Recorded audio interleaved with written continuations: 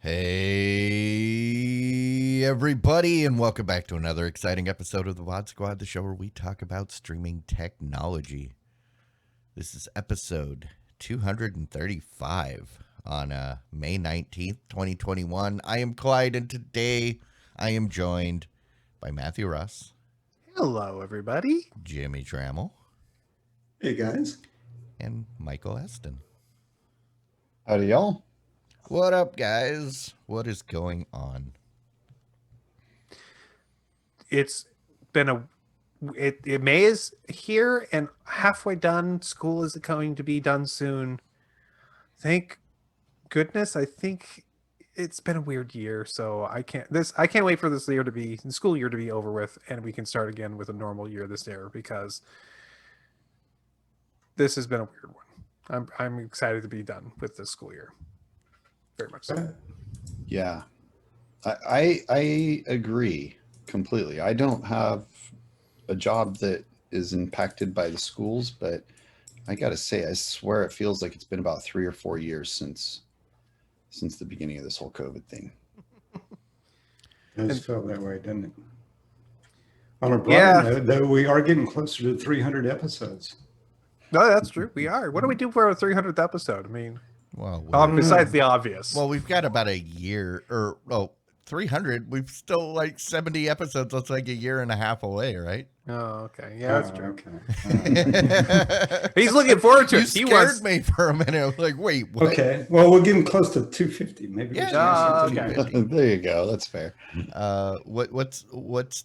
What is the gift for 250 like wedding anniversary? I 250th anniversary gift. Yeah, I know. Like silver is 25, right? Because 50 is gold. It is. Oh, wow. So it's 10 times gold. Yeah. Or What- silver. Oh yeah, what's 10 times silver? Pressed Maybe platinum. maybe we could all wear Boba Fett helmets on the 250th episode. What? Where am I going to find a Boba Fett helmet? That's Mike. I'm sure he would know. Well, he probably has one. No. Yeah, he's no. Oh, that's all right. No, get right, Jimmy. He's got a Django Fett. Oh, It's yeah. it's geez. completely Oh, different. yeah, of course. Oh, man. I definitely would agree with that statement that they're completely different, but I have no Mandalorian helmets. But wasn't Boba Fett just wearing Django Fett's armor? I was about to get nerdy and say, actually, that's the exact They're same piece of same armor. thing. That was my point. Yeah. Just hasn't been repainted yet. You know, that Boba Fett literally took his father's head out of that helmet and wore it for years and years. It's a little creepy, actually. But that's okay. How are we doing otherwise? Everybody happy? I'm here. Okay. Yeah. Okay. Good. Wow, that's great. I mean, okay, well, this is always the high point of my week. So okay. Well, I'm so happy to tell you. Well, we're going to start the week off by telling you about what may be the story of the week. TCL has released a couple of their big televisions that they're now available. There's been some they've been coming up to these guys for a little while. They've got their new 85-inch 4K model. There's two different versions of it: the 6000 series, 6 series, and the 7 series. we talked about that a couple months ago that was coming. They're now available with the lower end 6 series starting out for which looks like $1,600, and you can get the nicer 7 series, which has a couple new better features, like it's a QLED monitor. It's got your 120 hertz display with variable refresh rate, which is actually really cool if you're a gamer. It's starting out for $3,000. So I want to let people know that these pretty awesome looking TVs for a pretty decent price are now available. Yeah, it seems like a couple of really good TVs. I tend to err on the side of the higher quality display versus the larger display. So I'd be much more inclined to step up to the quantum dot 70-inch or so and get that for the same price as the 85-inch. But you know, Say, it is nice to be able to get a big TV depending on the room that you've got. I definitely prefer the higher quality though, in my opinion. Yeah, say the. I mean, 85-inch for 1600 is a compelling argument. Yeah, I know. Just looking at the wall and thinking, yeah, I could cover up most of that wall with that. That would be great. I mean, that would fit perfect in my bedroom. I mean, yeah, it fit perfectly in your bedroom. Where would you put the bed? Well, the bed's on the other side of the room. Also, I just want to note that TCL obviously is saving money with their stands here. Can you see these stands on these things? These things are the cheapest things. Number one, I kind of like TCL's 2-leg stands, partly because I've had TVs with giant bases, and when you take it off, you have to figure out what to do with the giant base. That's true. Number two, they know that 90% of the people are going to take them off and wall mount the TV. Yeah. So, so they saved the buck there, obviously. Well, or maybe it's a little bit of branding. I mean, those are upside down T's, right? They are T's. Which is new because the previous ones were like weird L's that came out and they were in the middle like this. So they've done the T's, they've done the L's. Where's the C mounts? That's what I want to know. So the TCL. Maybe that's only the C mount is only on their marine screens. Oh, okay. All right. Amazon has picked up the option to play some WNBA games as a part of this year, and looks like it's going to be a multi-year deal. They've got permissions. They've got the rights to play many of the different games, including the Commissioner's Cup game, which is one of the games to do. Yes, sir. Right off the bat, I want to know how much did the WNBA pay Amazon to air these? I bet you they went the other way, but who knows? The deals are the money for the deals have not been released. It is going to be available on Prime Video for you to watch if you are interested in watching some of these NBA games, WNBA games. As I previously mentioned, WNBA was the one league that was not affected by, or attendance was not affected by COVID. The stadiums were just as empty as they always were. But they had a benefit because they're used to playing without a crowd. All right.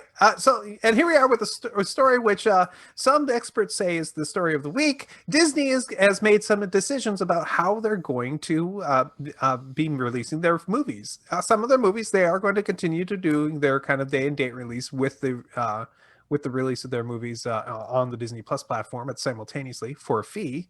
But most of the movies that are going to be coming to streaming will be coming to streaming 45 days after the release to theaters.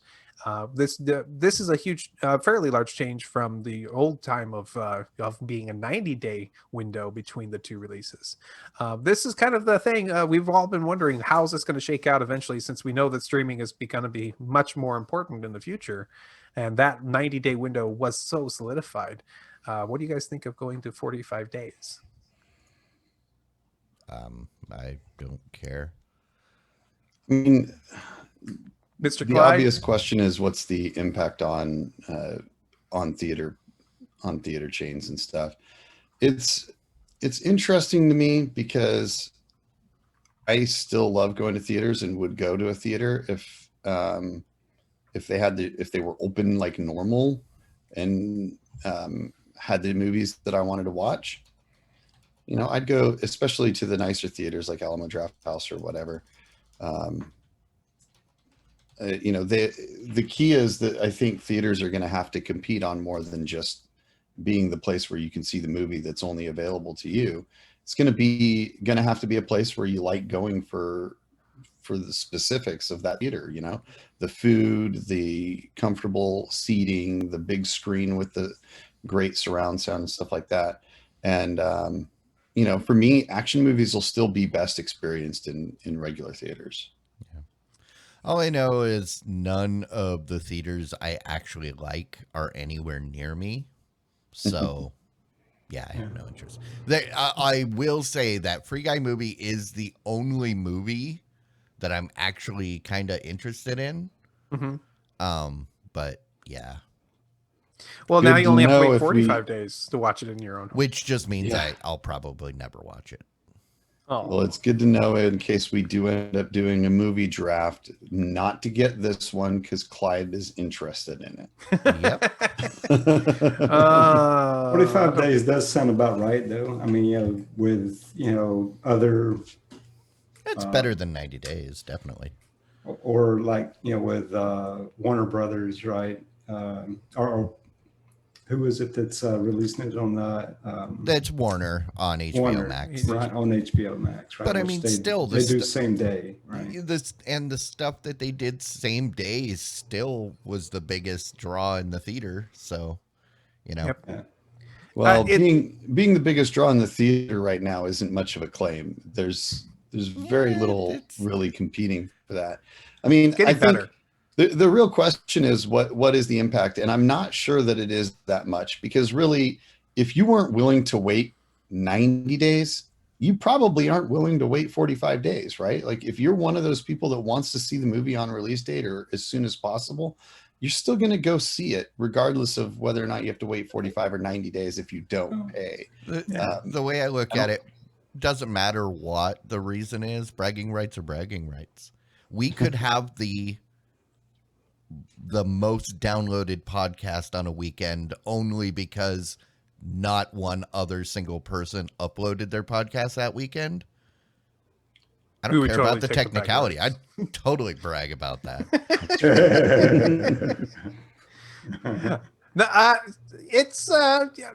It's an interesting discussion about what is best for everybody, what's best for theaters. I think that I always felt that 90 days was way too long, so 45 days feels better. I mean, that's a month. 30 days really seems about right to me, if you ask me. Really, if I haven't seen the movie, it's like, okay, I'm really not interested in seeing that unless it's a huge hit and I just haven't been able to see it for some reason.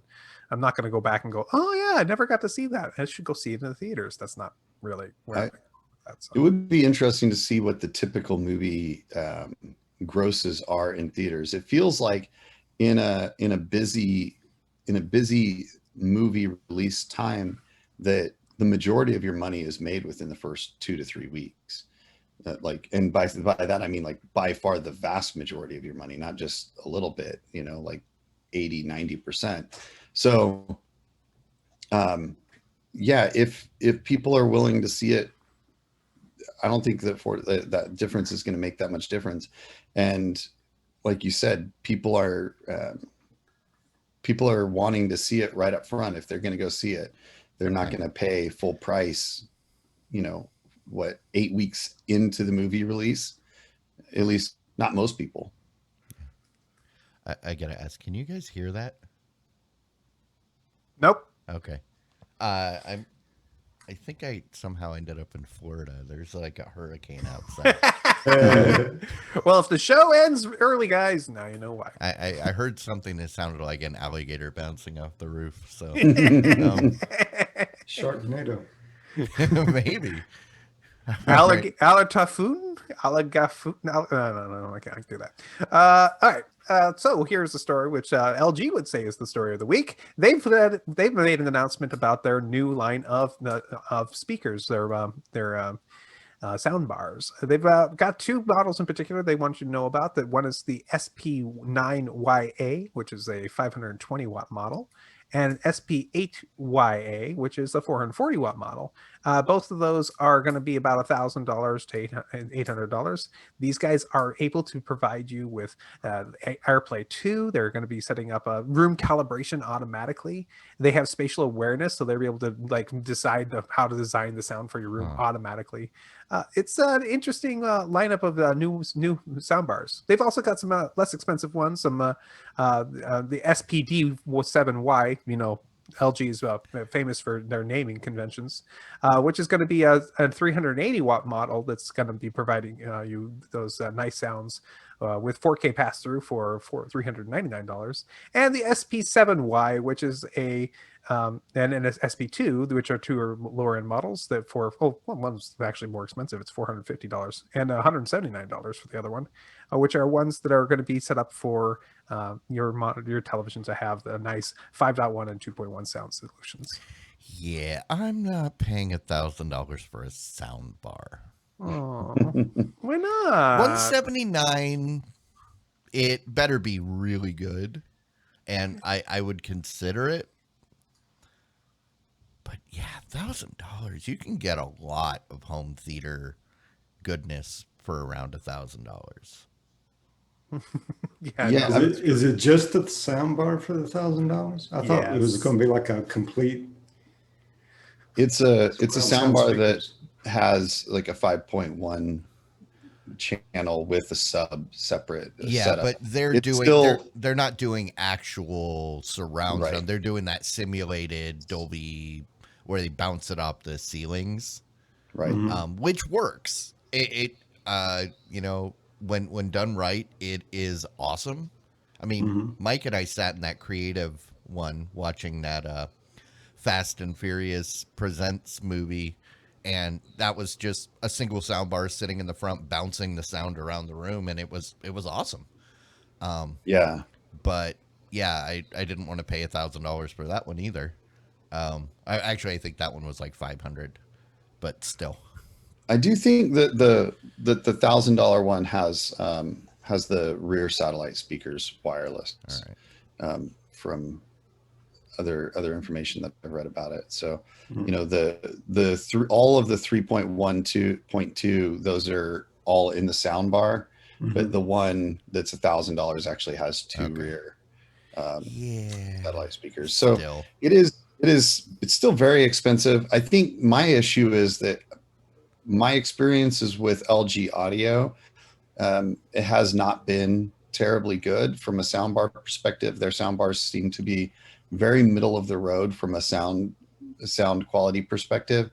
So unless they've made some really big advances versus their previous generations, I would probably lean towards another brand that's if they more took, focused on audio. which always confused me because the LG audio is one of the main reasons I liked LG phones.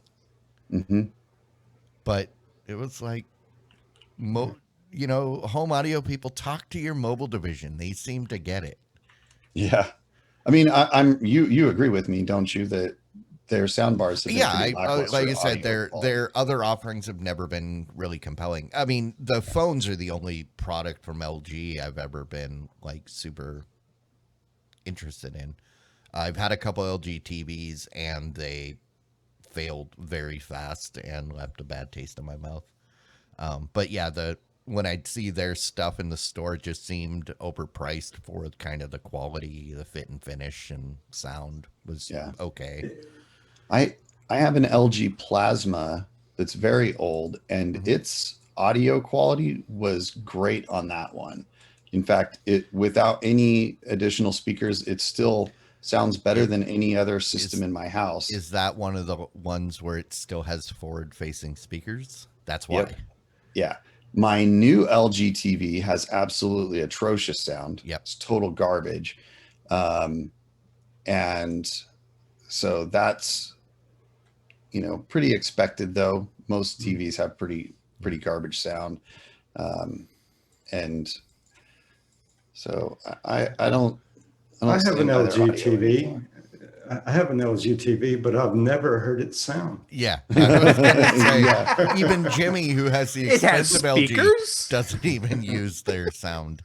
That's fair. I mean, that's the right way to do it. I had ordered a sound bar when I bought my TV, but I used the sound on it for about a week before it arrived, and I was very excited when that sound bar arrived.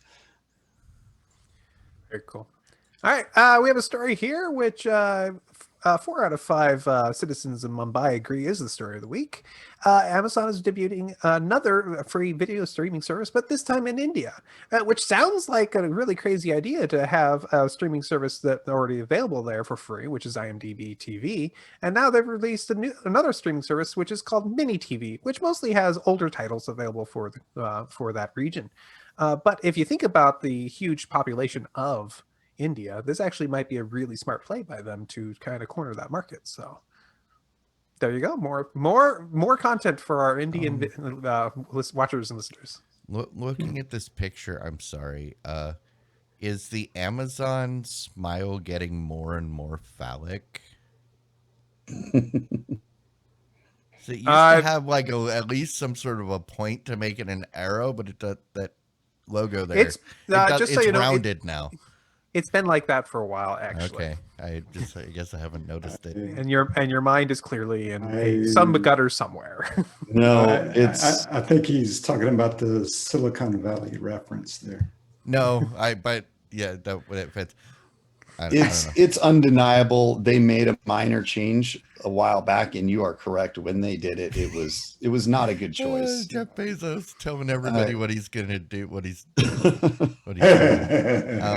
But see your doctor, everybody. That's not a natural shape. So here we go. All right, and the story, what is clearly considered one of the most important stories of this week, AT&T and Discovery is going to be moving to work together and join their forces to make a uber powerful content delivery system for using their combined powers of the Discovery Network and the Script Network and the Warner Media brands in order to take on the likes of Netflix and Disney Plus.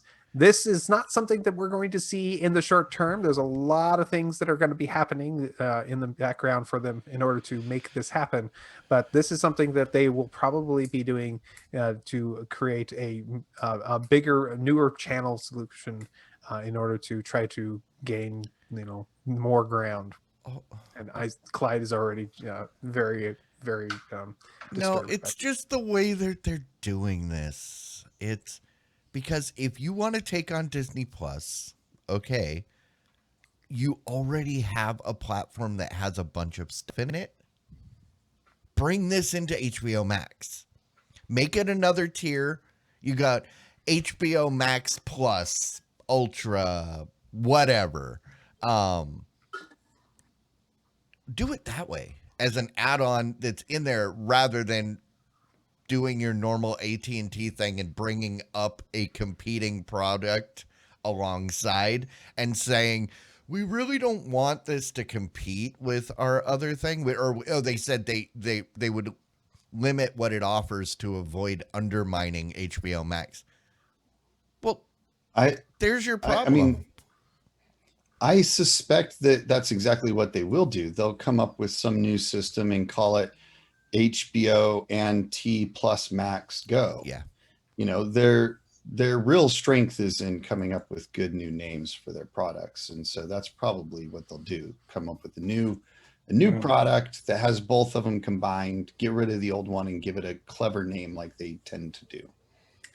Well, what's going on here is that, this Warner Media and Discovery are making their own company. They're splitting off from AT&T, right? Yes, that's true. And full disclosure, I'm an AT&T stockholder.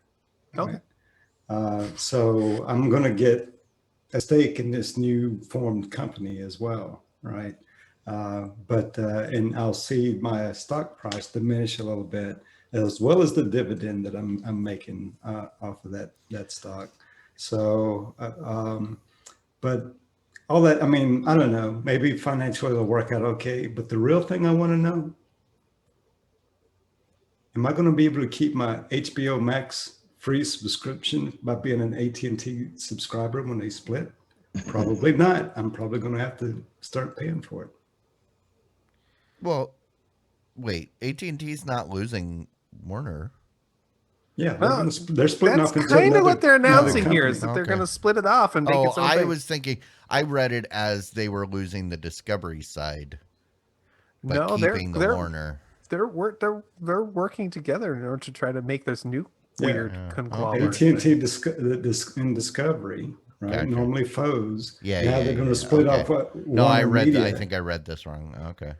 So Right. my only question is, we just recently went through a gigantic amount of money by Warner Media and AT&T to do this huge marketing and naming and branding of HBO Max, and they succeeded by forcing it down our throats.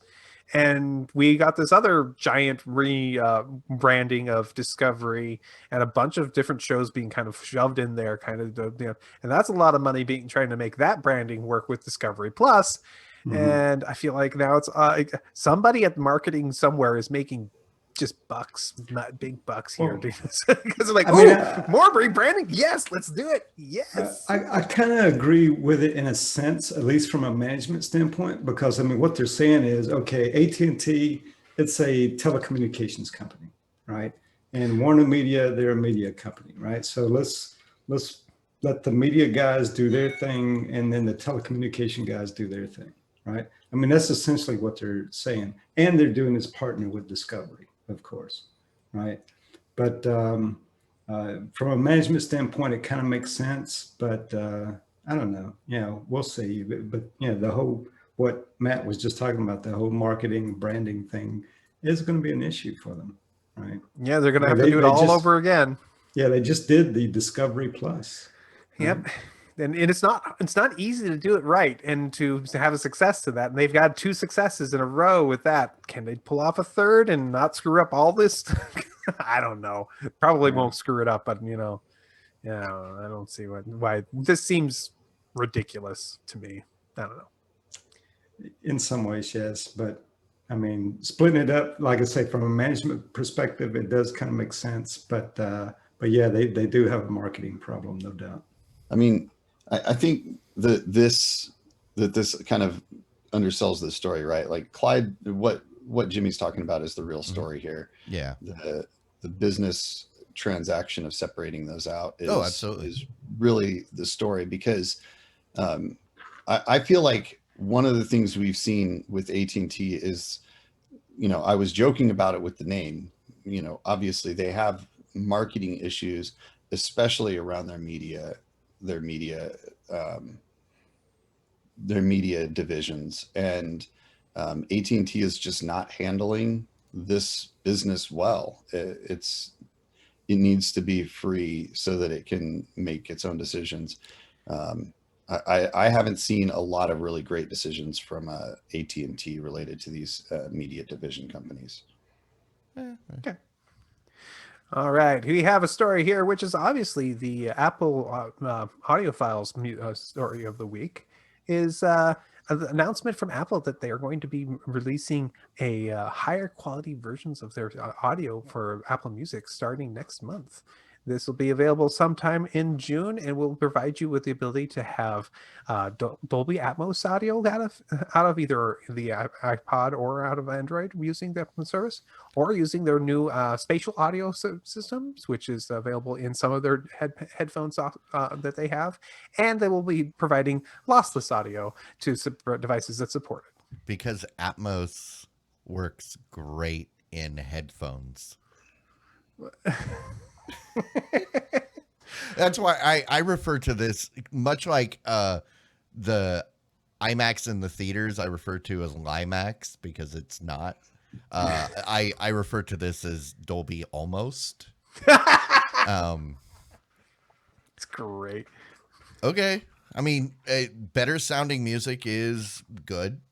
If it doesn't cost anybody anything extra, that's even better. But yeah. The one thing I'll say, I mean, yeah, it's good. I mean, it's good for the audiophiles out there who like this kind of thing. It's good, but the only advice I would give for your mobile devices, if you're planning on using it on your mobile devices, get the ones with the bigger storage. Right. Yeah. It's going to be a lot more space, Yeah. probably. Well, I mean, when you're but also that's mostly streaming, right? Yeah, That's true. they're talking about lossless streaming starting Yeah. next month. So You don't need to store it. the storage won't be an issue as long as you've got really good, well, I mean my not really good bandwidth, decent phone bandwidth. My phone that died had 256 gigs of storage. I was using like maybe 3 gigs of it. But I mean, if you're only going to stream whatever's aggregated for you, but if you go to do like your own playlist and that kind of thing, you'll need the storage. Yeah. Well, Okay. or if for offline listening, yes. Yeah. Do they allow offline listening of all of their music right now? They do, yes. Okay. So yeah, Spotify does too, but I never use it because even though I have my own playlists, I still stream them. Yeah, I mean, unlimited if you're bandwidth. flying, that's a good excuse. Especially with lossless, you wouldn't want to try to stream that. So this is definitely not for me. I'm the one who compresses my audio down. I used to compress my audio down to 96 kilobit MP3s because it would save a lot of space. Yeah. And they sound fine to me. I don't know what you guys are talking about. I mean, the trick here is that on average, like, most people can't really tell much difference, but especially with your typical hardware, like if you've got a standard set of headphones or earbuds, you're not going to know the difference no matter how much you think you can. They don't have the fidelity necessary to identify the difference in audio quality. True. Also, I got these new headphones for me, some Sony Huron 3s, and they have a feature on them, I forget what it's called, but it actually looks for those audible compression noises and fixes them on the fly. It's actually a feature of it where it actually will take like the hiss of hitting a cymbal and how that audio crackleness of that, and it actually fixes that on the fly. I don't know if it works well or not. All I gotta say is, hey, people are working on fixing this at all ends here. Anybody that's ridden with me in a car knows that my hearing is so messed up that I don't really care what it sounds like because most people are like, Yeah. I mean, I need those high frequencies. Even Apple warns that for the quality that you gain, you'll need extra gear to make it worthwhile, like an external USB digital to analog converter. And that's the thing is the real important thing is you need a good DAC, and most mobile devices don't. So which goes back to my original point. If you're listening to it on headphones, it's not really going to make any difference. Now, if you're going out to a really nice DAC, maybe through like a tube power amp, then with good speakers and something that can actually decode the Atmos into the proper channels, then sure. Great. Yeah, you definitely got to have the equipment, but the one nice thing about this is they're turning this on and they're not charging anything extra here. That's true. So that's really a good deal.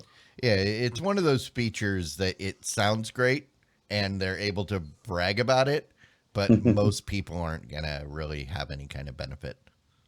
Yeah, some people will. All right, and here is the story which some people would virtually say is the story of the week. Oculus is working on releasing a new update to their Rift platform. I think this is the Oculus Lite. Which Oculus platform is this? Apparently, it's connected to your phone. This one is getting updates that will allow you.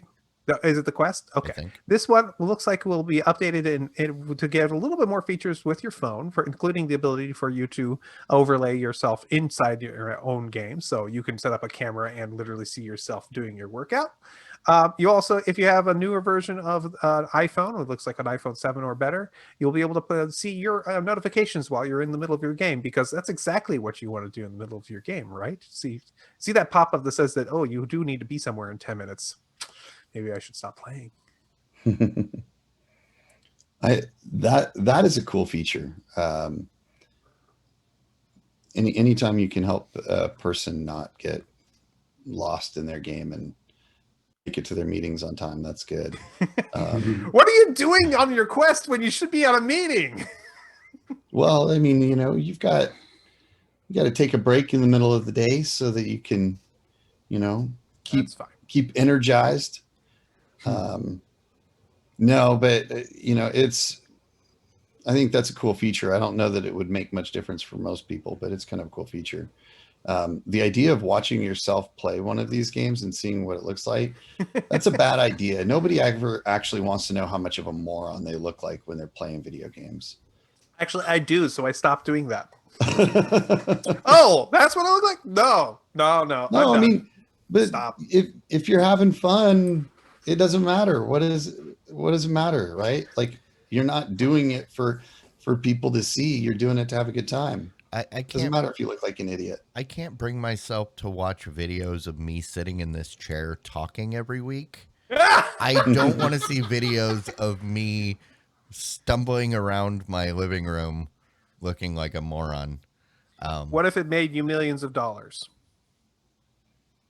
I He's don't not mind if gonna- other people watch it. I don't want to watch it, is what I'm saying. Okay. Yeah, I mean, that's- clearly, we do this every week. I'll let everybody else watch it. That's true. So yeah, I guess the point is, it's kind of like masturbation, right? It's pretty fun until somebody sees you doing it. Okay. Let's table that one. Yeah, let's move on. Paramount Plus. Well, what is clearly the story of the week for the Brazilian audience that we have, Paramount Plus is getting access to the Brazil's top soccer league. See if I can pronounce this one correctly. The Campeonato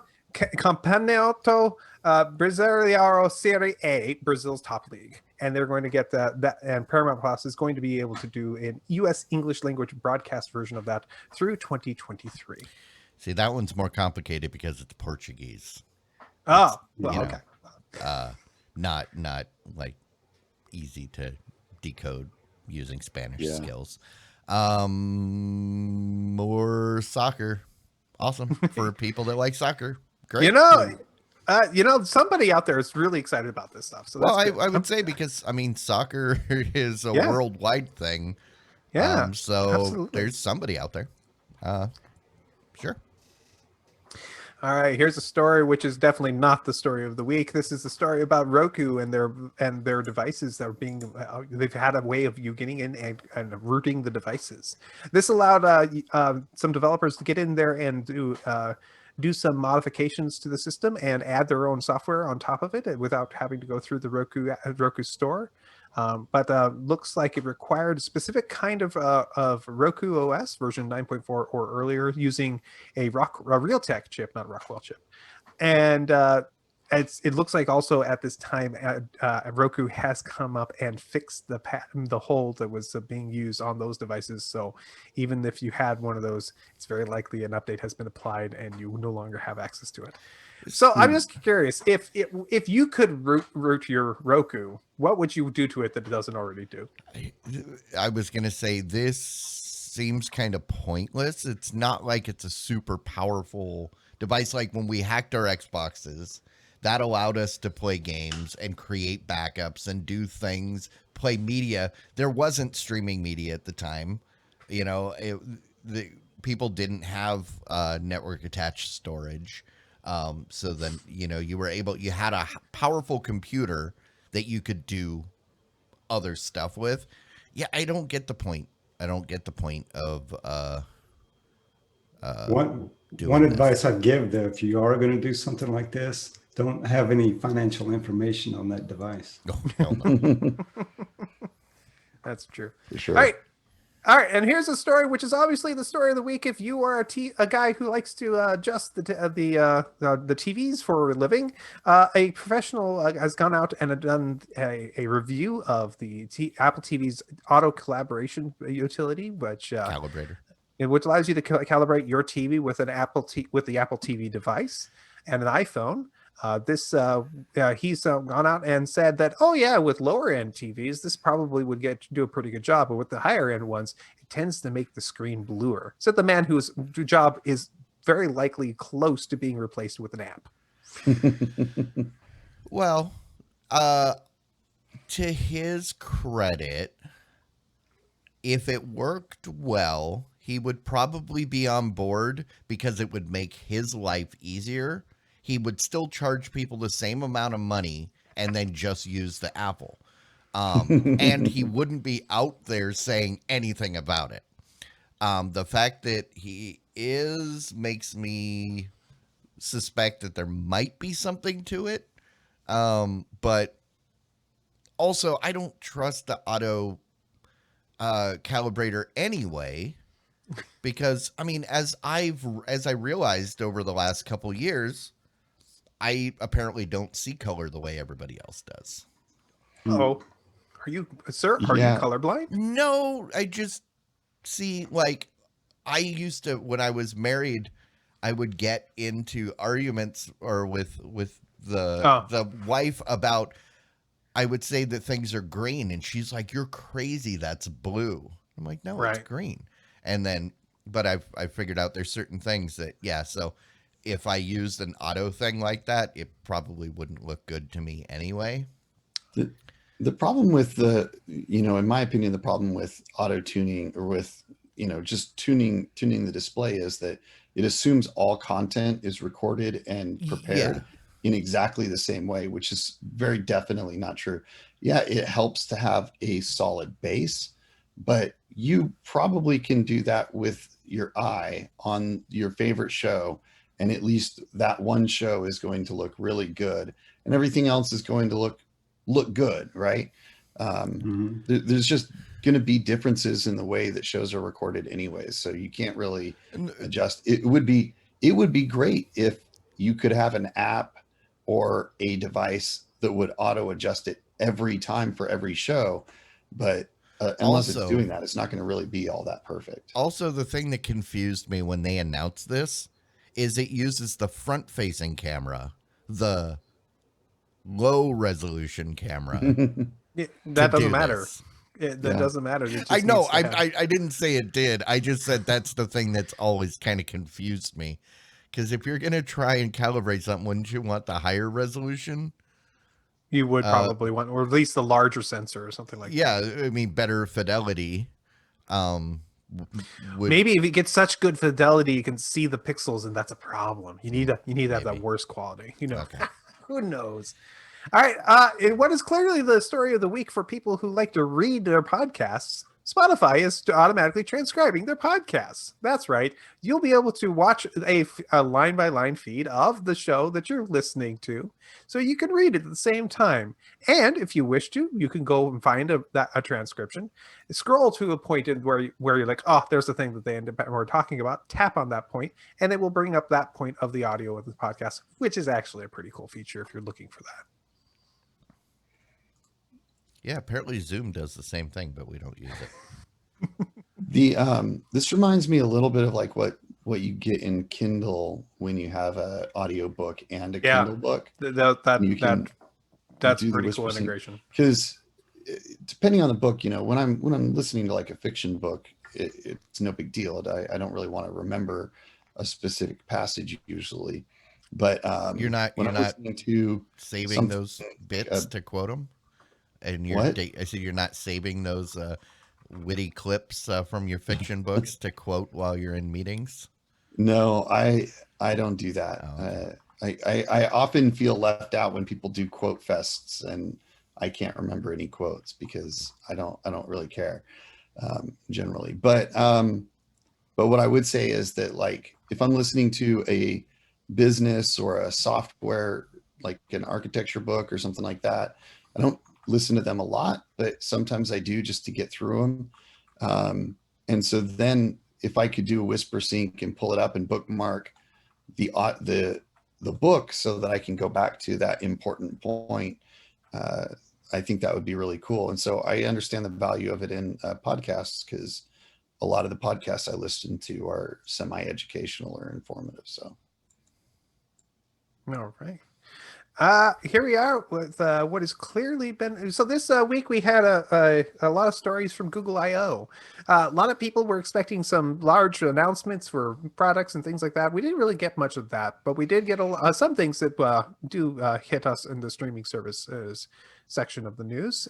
Starting with Google finally is providing a way for you to control your Android TV with your phone as a remote. It makes your phone basically a giant touchpad feeling a little Apple-like, actually, the Apple remote for the Apple TV, how it used to be, where you're going to be able to control it with the swiping on the top part and then with some buttons on the bottom for you to control the devices that way. It'll be something you'll be able to swipe down from the newer version of the OS, Android 12, which was announced in beta this week, and you will be right in the quick settings there for you to open it up and to access this.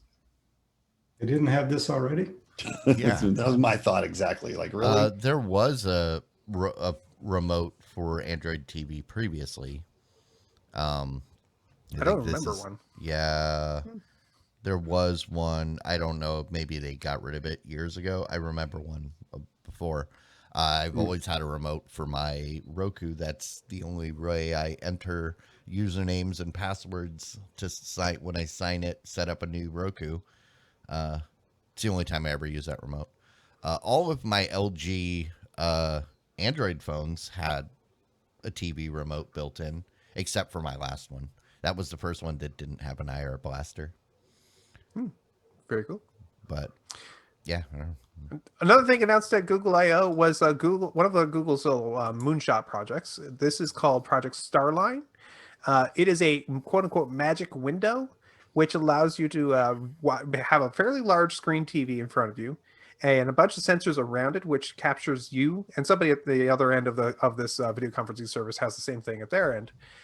Instead of just being a video conferencing unit, what it's doing is it's capturing the 3D image of the person and doing a texture mapping of that person onto the 3D image, which allows you to literally look around and see that person in 3D in any way you look at it. So it's doing eye tracking to see where you're looking from, and it's providing that 3D image.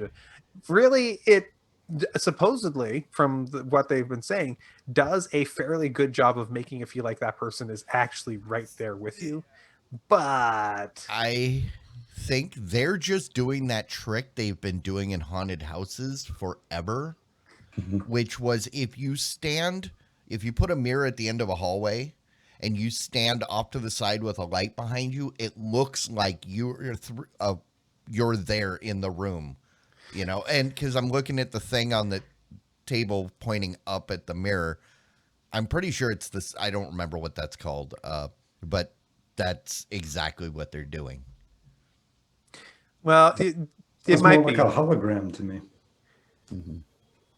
Well, yeah, you guys will have to see the video to see exactly how they're doing it. Yeah. It is attempting to do some interesting stuff. For example, the whole idea of making a 3D representation of you and then mapping your own image on top of that 3D representation of you seems redundant. But it's got to do something. I think also that on top of the fact that it's doing the eye tracking of you, so you can look over here, and that person, literally, you get to see that 3D representation of that person from the side and all that. Yeah. It makes it feel better for you. So I don't know. Yeah, I think Pepper's Ghost, I think, is the thing I'm thinking of. Yeah. The thing that,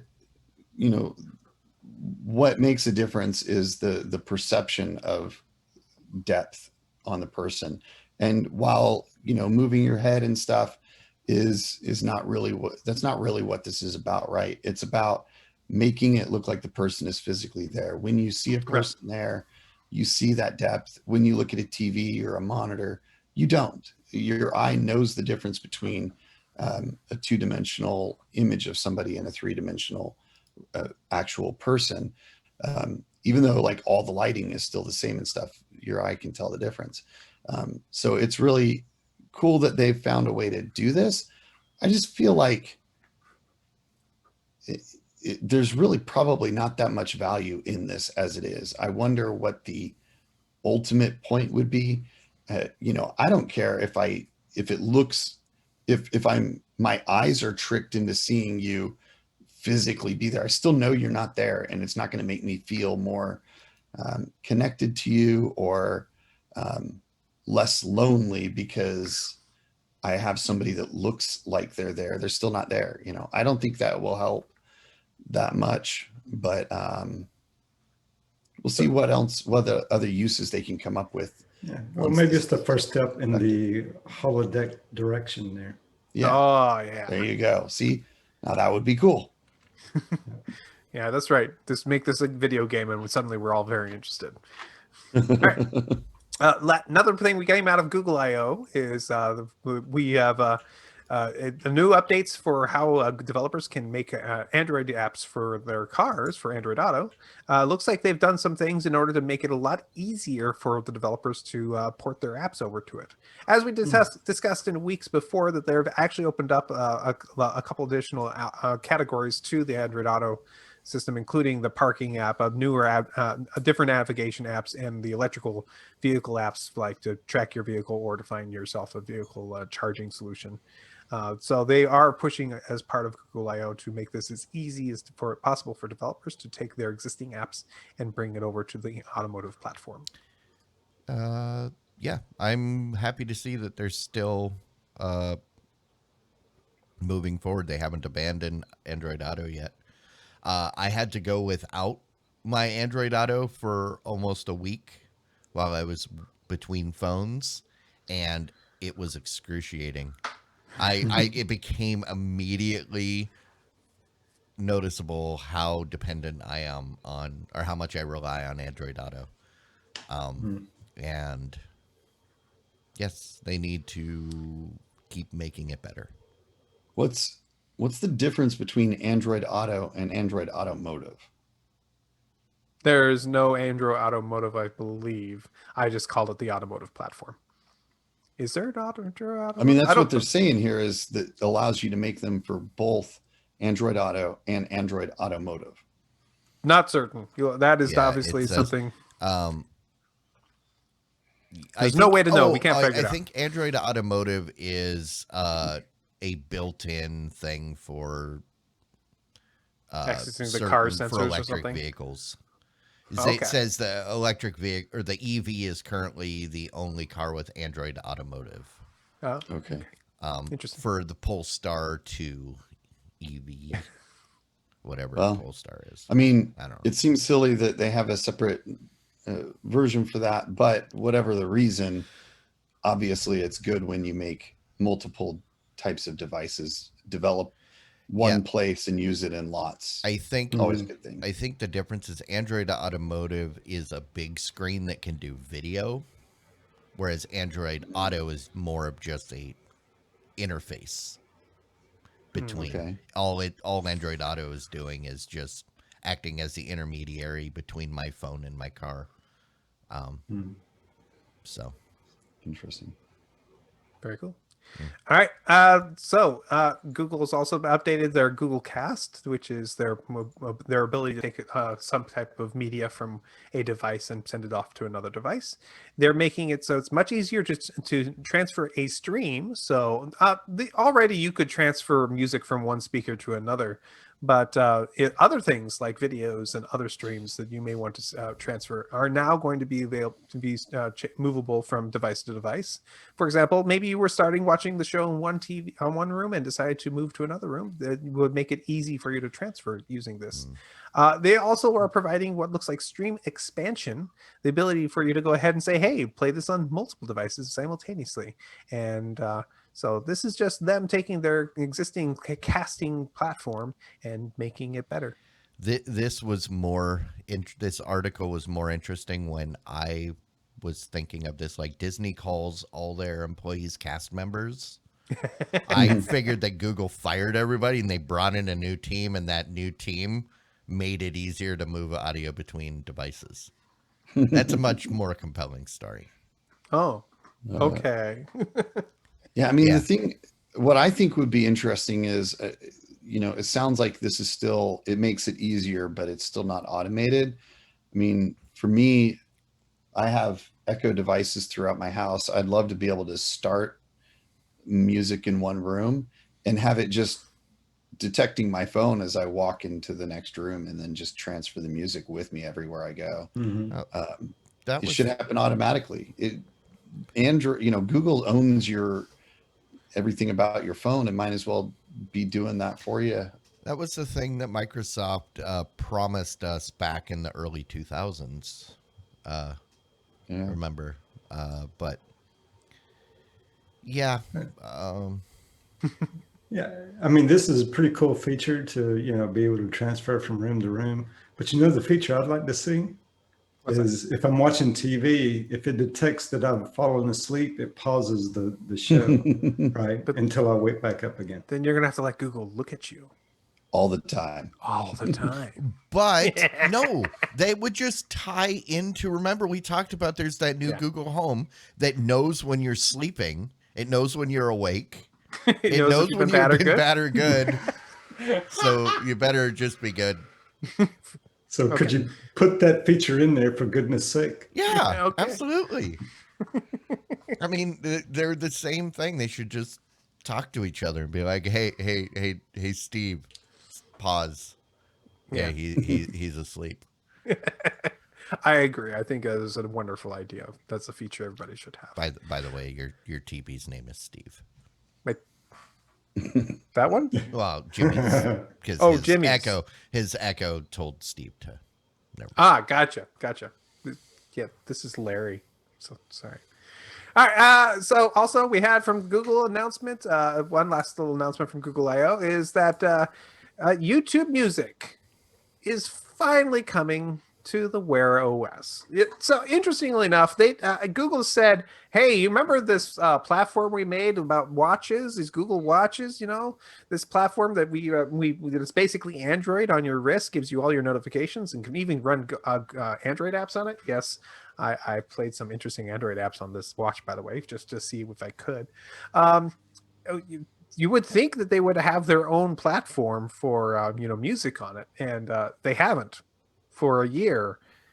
Guess what? They're finally starting to do that. So we're going to finally see YouTube Music being brought to the Wear OS. You will be able to have offline music on it. You can leave your phone behind and play Bluetooth from your watch to your Bluetooth devices.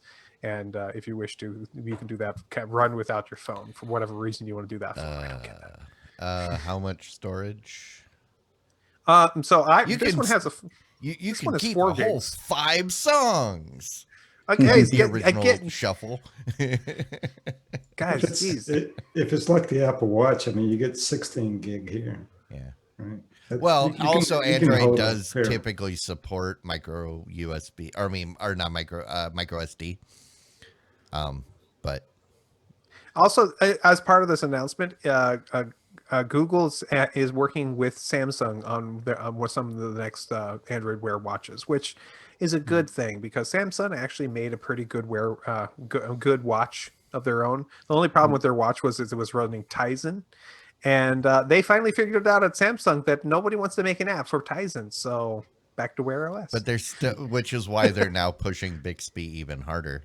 Oh, they're like, we can't be completely wasted our money. I'll talk about Bixby later.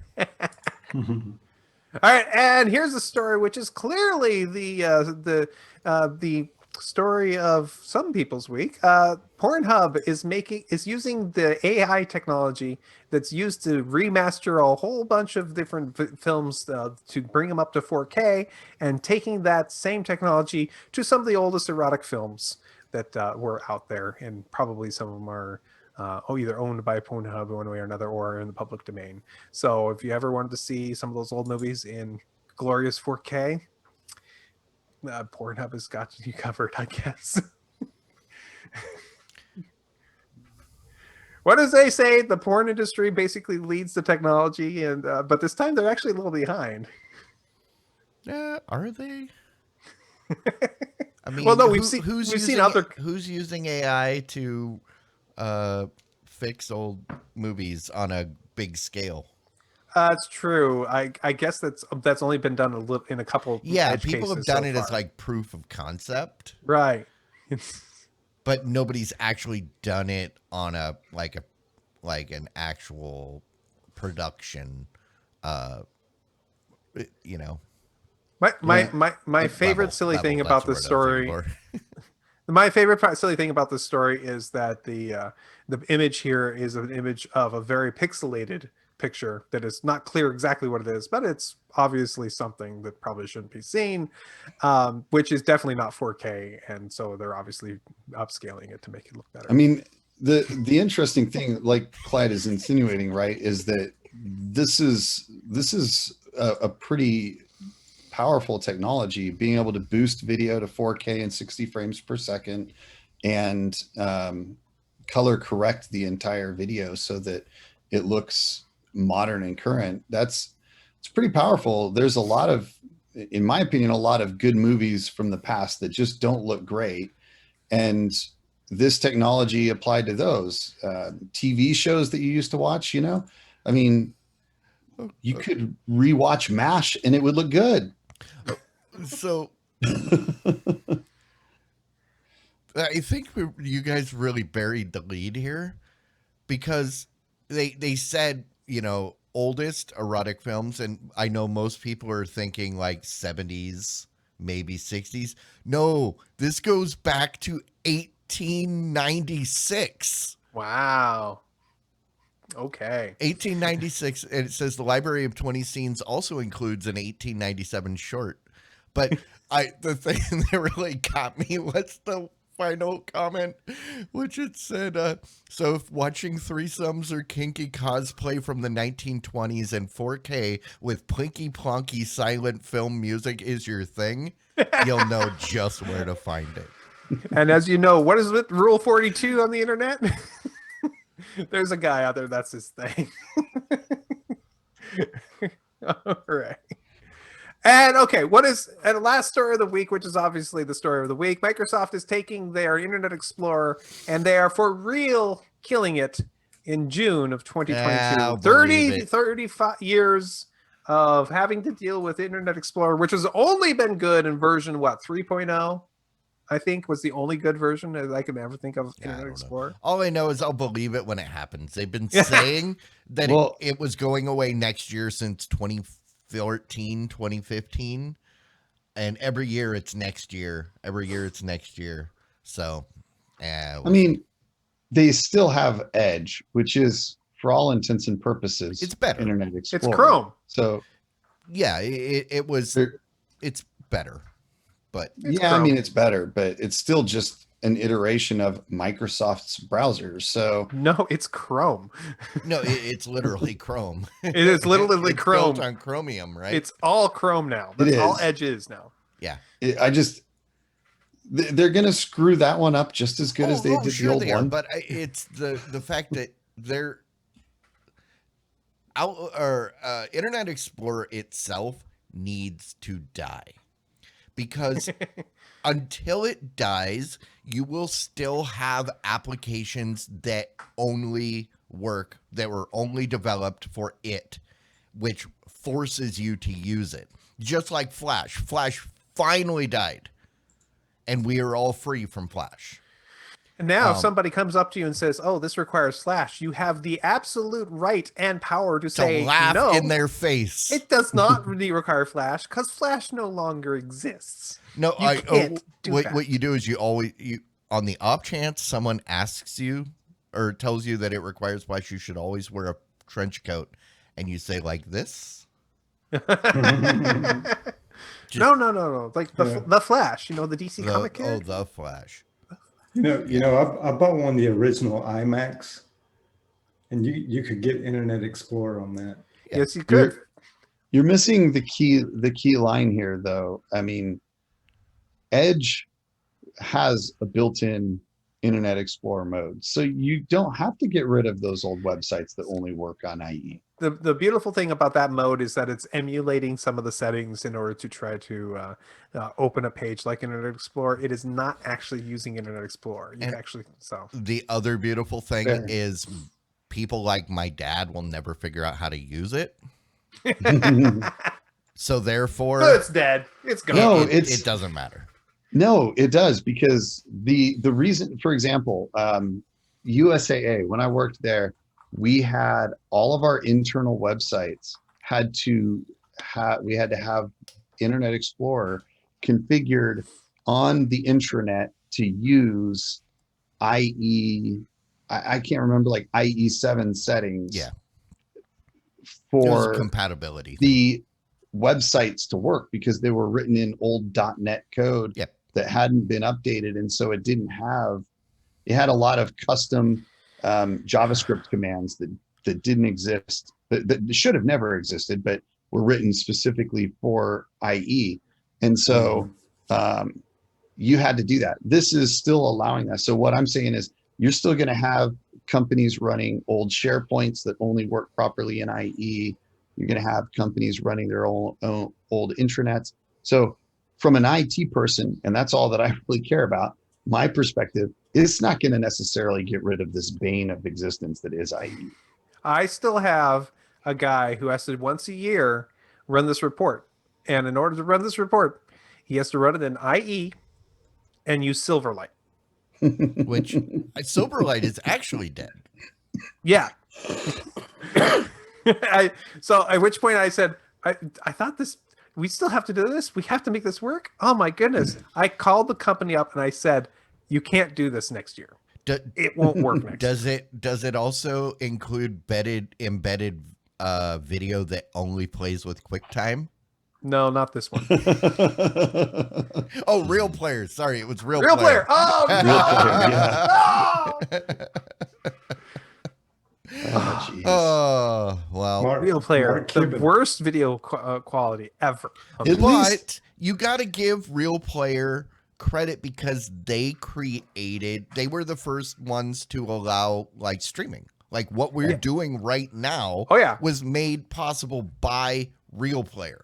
No, Real Player decided that they were going to cut every single quality corner of the quality of video in order to make it so it worked over your 28.8K modem internet connection, which I appreciate because somebody had to make that happen.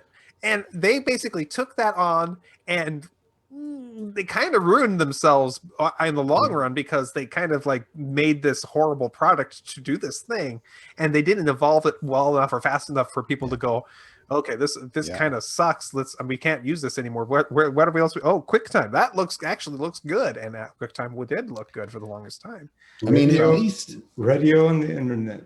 At least Real Player and Flash did revolutionary things for their times. Oh yeah. Streamlight never did. Oh. It just never needed to exist. Speaking of Real Player, my mind automatically goes to Winamp, which it's still great. And it's still out there, guys. Relatively unchanged, which is why it's still great. Yeah, Winamp was picked up by the community and has been kept essentially the same. That's still running, still modern, plays all the new codecs. Winamp still kicks the llama's ass. Yep. Yeah. Yep. I mean, let's move on before they give us a title of something along the lines of Fogey's Wax Nostalgic. You know what else kicks the llama's ass? Our patrons. The amazing people that see benefit in what we do every month, and they choose to dedicate or they choose to contribute with their hard-earned cash. Aw, you guys are awesome. So nice. And please don't actually kick any llamas in the ass because you're likely to get hurt. But, not to mention the llama will come back at you. Yeah, they're not. They don't take no guff, but. Yeah, you guys are awesome. We appreciate it.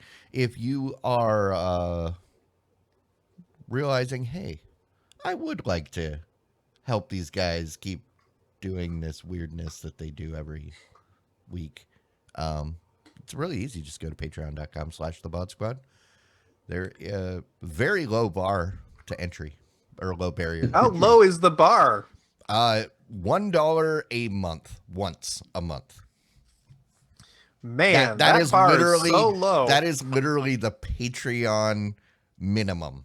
We would charge you less if we could, but we can't. That bar is so low. A bunch of twits couldn't jump over a series of matchboxes to do that. To do that as well. Come on. Did you just like throw down a gauntlet? with No. Twit?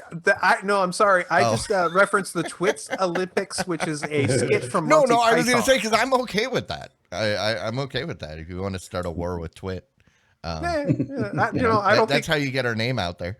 that would work. If we could get Leo to get angry at us, that would be great.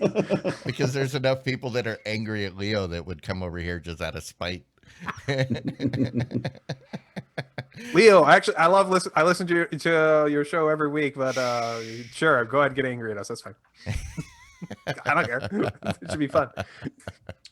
Alrighty, on that note, let's let everybody else get angry at us, or you guys can get angry too with some rants and some raves.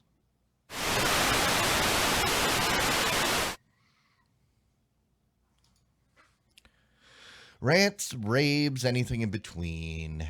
What do we got? Murphy. Like Murphy. Murphy's Law, the New York hardcore band? Not like the hardcore rock band. No, Murphy's Law, like the saying, "If it was to go wrong, it will." I have 2 Synology NASs at work. Uh-huh. One of them just popped up today and said, "Oh, the RAID is degraded." Like, oh, that's not good. So I check it out. It's a 4-bay NAS, and 2 of the drives just disappeared. Gone. Oh, are you in RAID 5? No, I was I'm doing RAID 6. So okay, so you can tolerate 2. I'm like, I can handle 2 failures. That's great. Interesting that they both no. Normally, when a drive fails, it's still visible, but marked as degraded, and he's got this many errors and all this other stuff. No, the 2 drives disappeared. That sounds which like was hardware. Interesting. So I went ahead and it got on the text with the Synology support and said, "Hey, this is weird, right?" And they said, "Yeah, that's weird. You sound like you had 2 hard drives fail." I was like, "I don't know. Hey, even though the grade is degraded, I can reboot the device, right?" "Yeah, it should reboot and come right back up." "Okay, I'm going to go do that." So I go over to my server room. I see it says 2 drives are down. Great.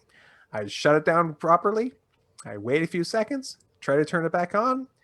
It doesn't turn on. Just doesn't turn on. The power light blinks a little, and then it turns off. That's not good. So I go ahead and decide to unplug all the hard drives, because at this point, I don't think this is a hard drive problem. I put 4 10 terabyte drives in this, and they're not cheap, so I want to save those guys.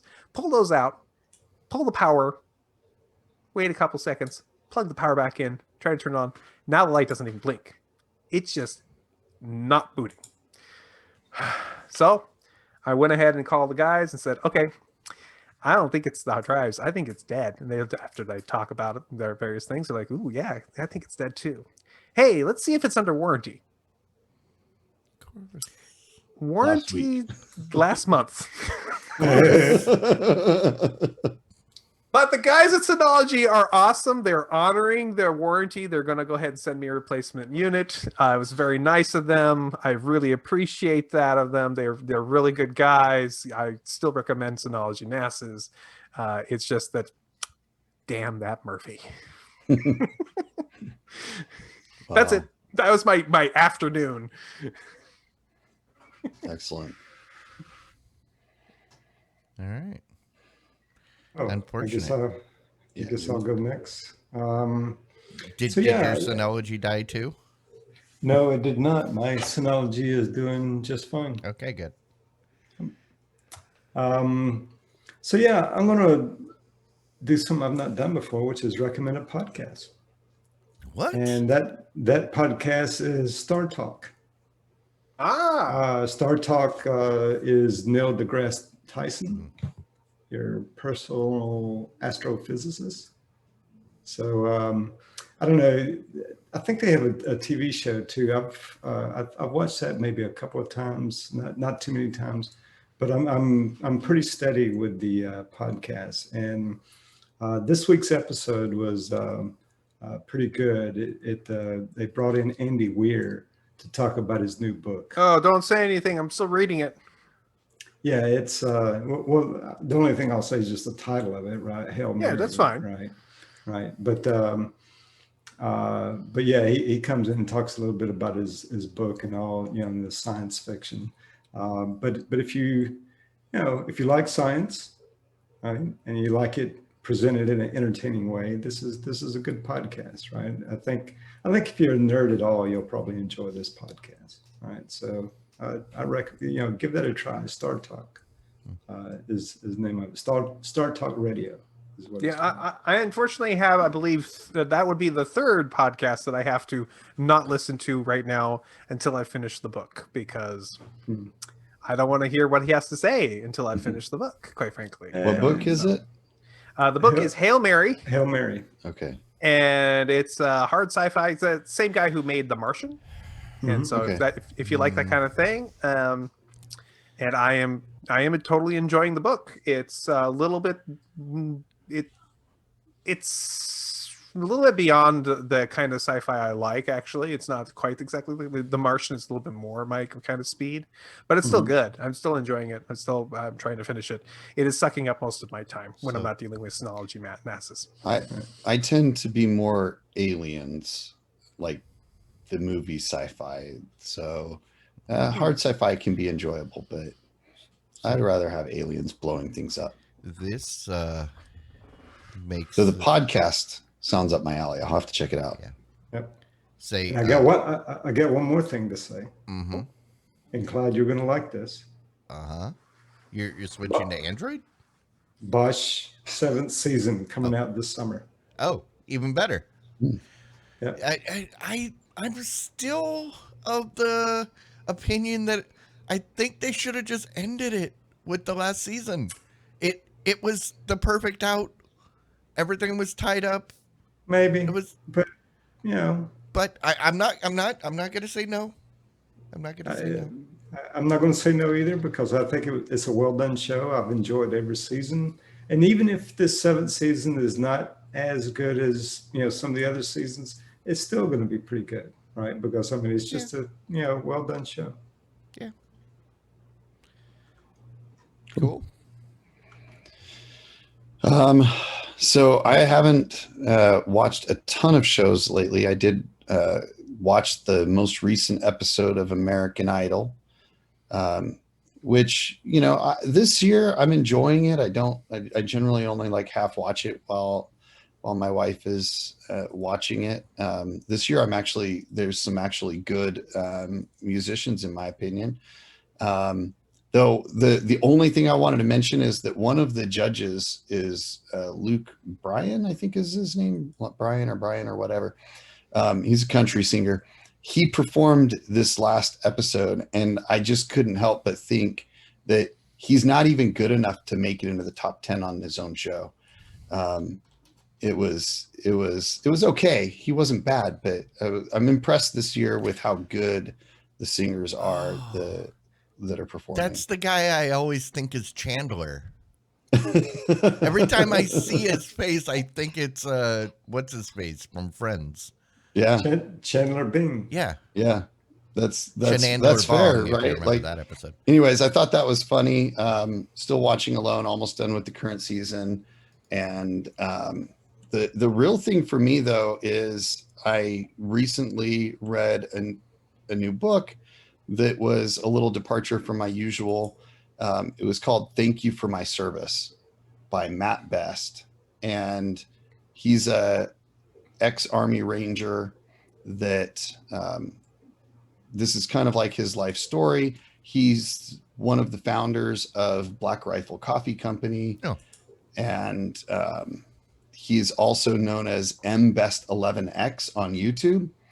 And so I bought the book. I don't know, Amazon recommended it for me. I thought it sounded good. I absolutely loved it. Phenomenal story about a man who's, a real patriot and did some really interesting, awesome stuff between being an Army Ranger and a CIA contractor and stuff.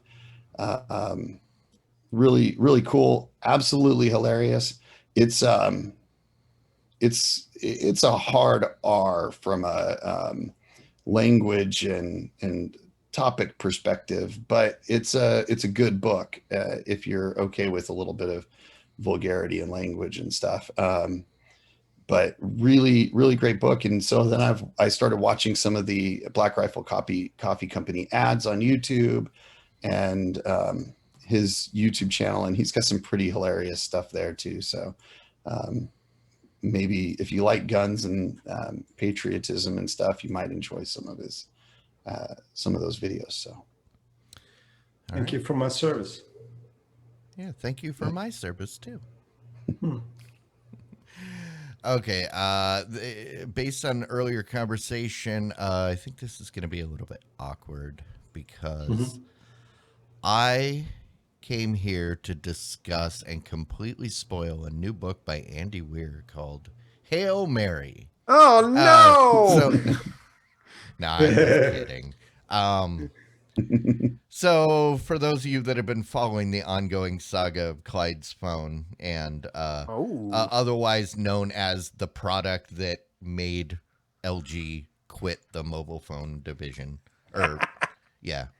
So I got a work phone last week, and my only option was to go with an iPhone 12 or the Samsung S20, and I got the Samsung.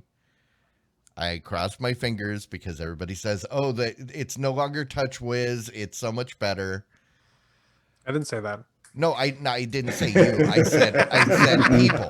That I keep hearing that the new UI is It's fine. much better. I didn't say that. Yeah, it's irritating me so much. Number one, all the buttons are backwards for no other reason than Samsung.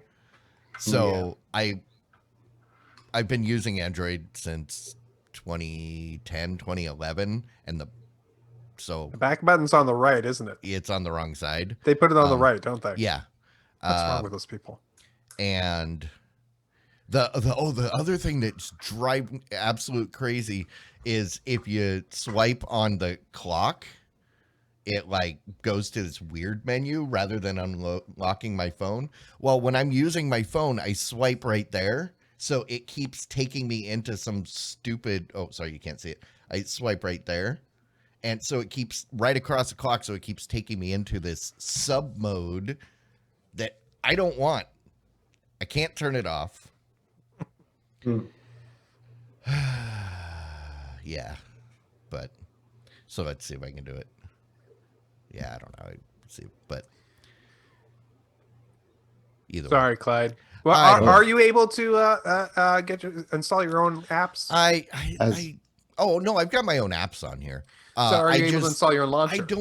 I'm not interested in loading another launcher because every time I've done that, it's just, it's layers that I don't want. Okay, but it'll make the phone better. I know. Okay. Yeah, I tried running Nova a couple times through the years, and I ended up always having to go back to the original. Okay. But I gotta say, I have the exact same opinion in reverse. I've been using Samsung phones forever. Yeah. And so every time I use somebody else's phone, I'm just annoyed at the buttons being backwards. Oh, here, let's see if we can do this. Oh, see, it goes into this weird menu. When I had swiped on the clock. Mm-hmm. I don't want that. I just want to open my phone. Yeah, but that's what I was saying is I've used lots of different Android phones, and then the Samsung ones they're just backwards because Samsung. That's really the only reason. Mm-hmm. And if that's what you've been using forever, more power to you. Mm-hmm. But it's really, really causing me problems. I'm sorry, man. Hey, do what you got to do. Yeah, you could always go for one of the Pixel phones, right? No, I can't because this is provided by work. I only had two options. They won't let you buy your own phone? Well, no, the whole point is they're picking up the tab. They're providing the phone. No. Because it's through them. If I was going to buy a phone, I would just buy another phone and put my old SIM in it and not worry about the work phone. Okay. But yeah, it's just whatever. Grumpy. I'm sorry, man. I'm just mad at LG. You guys, why hast thou forsaken me? I've been your biggest defender for several years, and then you're just like, oh, we got him finally. Run away. All right. Well, on that note, let's wrap this up. Thanks everybody for hanging out with us again this week. If you're checking in after the fact, you should come join us live sometime. We do this live every Wednesday night, 9 p.m. Central, here on Twitch. You get to participate in the chat, or don't participate in the chat. You get to submit titles if you want to, and you get to vote on those titles if you stick around for the post show. Yes, there is a post show. It's only available here on Twitch. But for those of you that are here live, if you kind of would rather listen to us, you can. In your car, on the toilet, we don't care. We don't judge. You can download the podcast anywhere that podcasts are available. But for that, and reminder, this Saturday is Movie Party. We've got the movie party with Sky Sharks, and I think we're going with Sand Sharks. We're going to do the sky and the sand. So that'll be Saturday. Big Boys J will be kicking things off at 7 p.m. Central, I hope, with the Big Boys J show. That is the whole reason at this point. That is the whole reason I still do the movie party, is because Big Boys J is doing his thing and everybody's already there, so we may as well stick around and watch some movies afterwards. So, anything else, guys? No, I'm good. Going once, going twice, sold. See you guys later. Bye. Good night. Diamond Club hopes you have enjoyed this program.